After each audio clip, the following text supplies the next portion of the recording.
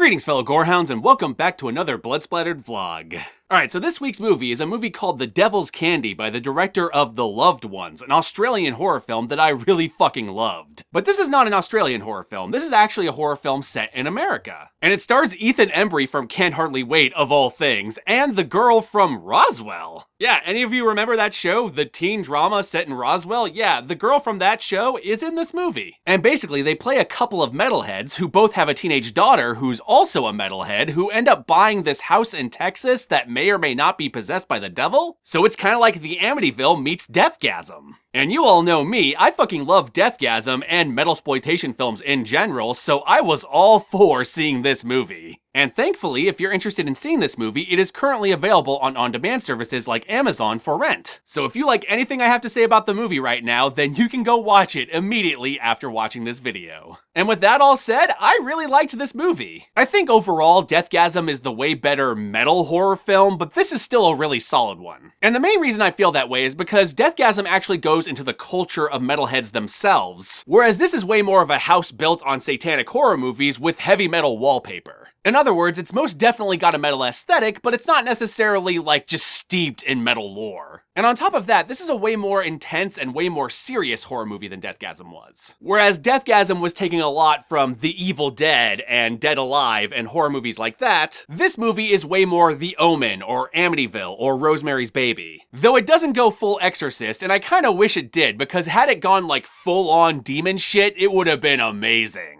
But as it stands, this is still a really effective horror movie. And this is due in large part to the cast. You really grow to care for these main characters throughout this movie, so when bad shit starts happening to them and they start to fight for their very souls, you really want them to succeed. You don't want the devil to take them. You want them to tell the devil to fuck off and to kick it in the nuts. And hey, any horror movie that gets you that emotionally invested in its main characters is a pretty good one as far as I'm concerned. And it does have some legitimately scary moments, which I'll go into when I get to the spoilers. Without getting into spoilers, there is one scene in particular where the father is a little late from picking his daughter up from school that is incredibly intense and pulled my heartstrings quite a lot. Because you really understand why the father does what he does, but you also understand why it was a really bad decision. And so to that extent, yeah, I guess there are parts in this movie I did really relate to, just not to the extent I did Deathgasm. I mean, Deathgasm was practically my childhood on the screen with demons and a whole lot of bloody splatter, so obviously I was gonna love that one just a little more. But even so, The Devil's Candy is nothing to shake a stick at. It is still a really awesome horror movie, and I highly recommend it. Anyway, my fellow gorehounds, I've run out of things to say without going to the spoilers, so without further ado, here are the spoilers.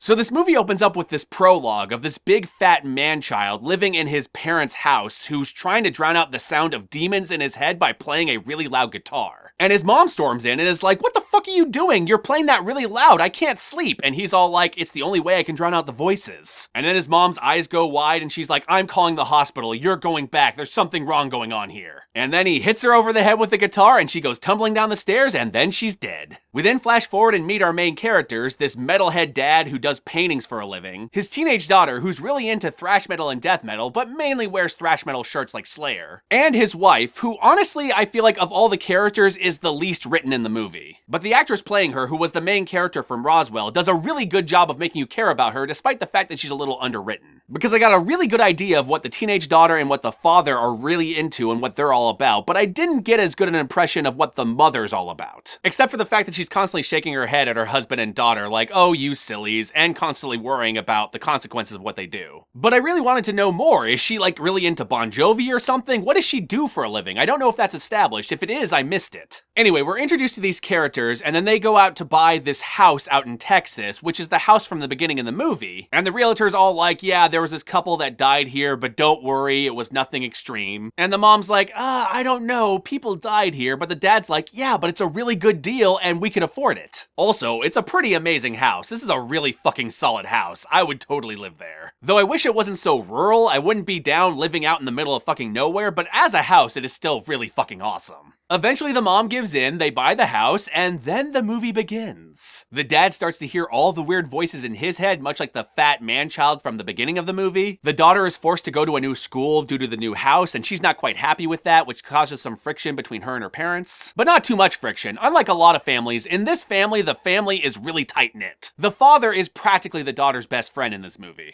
But even still, things get a little weird and shaky when she finds herself being stalked by the fat guy from the beginning of the movie, who the realtor conveniently forgot to mention when selling the house to them. So we see the fat guy checking into this hotel and trying to play the guitar really loud in the hotel so he can drown out all the voices. But he gets a noise complaint, so he has to stop, but this leads to him being unable to drown out his voices, so he starts killing children. And it becomes very clear that this is what the title of the movie is about. The Devil's Candy is essentially children's souls. And so basically what he's trying to do is drown out the voices so that he doesn't kill kids like the voices in his head are telling him to. But with everything working against him, with him being unable to drown out the noises, he has no choice, or at least he feels like he has no choice, but to kill kids. And good God, these are the scenes I'm talking about when I say that there are some really scary moments in this movie. Because this one scene where he stalks these kids who are playing out in this field next to the swing set, like, oh man, that scene is intense. And there's this like slow motion shot of him appearing behind one of the kids and about to hit them over the head with a rock that like, oh, my heart fucking sank when I saw that shot. It cuts before you see the aftermath, but you don't need to see the aftermath to feel that hit. But while this is all going on, the father, who's also hearing all the voices in his head, starts painting all the dead children that the fat guy killed. And he has no idea that that's what he's painting, and as the painting grows, it starts to include this demon on top who's eating all the souls. And let me just say, whoever the filmmakers got to do this painting deserved double the pay, because this painting is creepy as all fuck. And is definitely one of my favorite images in the whole film.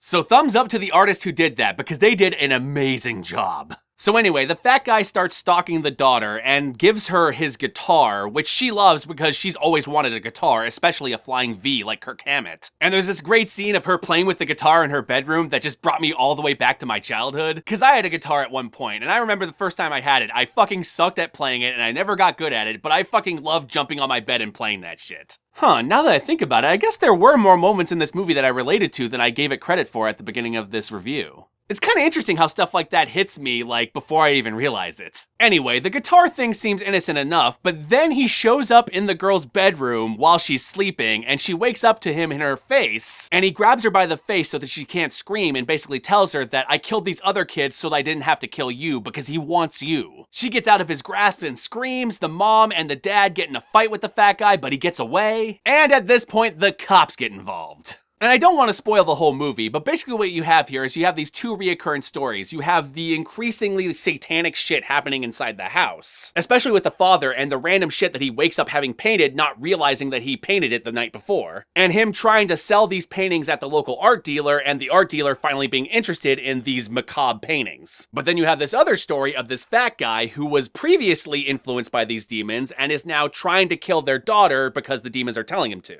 And obviously these two stories collide in the climax in a really fucking brutal and pretty metal way. There's a lot of fucked up deaths, there's a lot of shit that I did not expect would happen, and there's a lot of shit that's foreshadowed at the beginning of the movie that comes back in really fantastic ways. And there is a point in the movie, which I kind of talked about pre-spoilers, where the guy actually does kidnap the daughter, which is one of the most intense fucking scenes I've seen in a while. Well, now that I think about it, I guess the Belko experiment was pretty fucking intense, so probably the most intense since the Belko experiment, but trust me, that scene was really fucking intense despite that. Like I said at the beginning of this review, you can see this movie on Amazon and other on-demand services, and I highly recommend it. It's just a really intense horror film, and while I do think Deathgasm is the better metal horror film, this is a really fucking great one. Anyway, my fellow gorehounds, as I always say, be sure to like, comment, subscribe, and be sure to ring that notification bell so you can be notified of my videos immediately upon their upload. And as always, my fellow gorehounds, peace out, and I'll catch y'all later.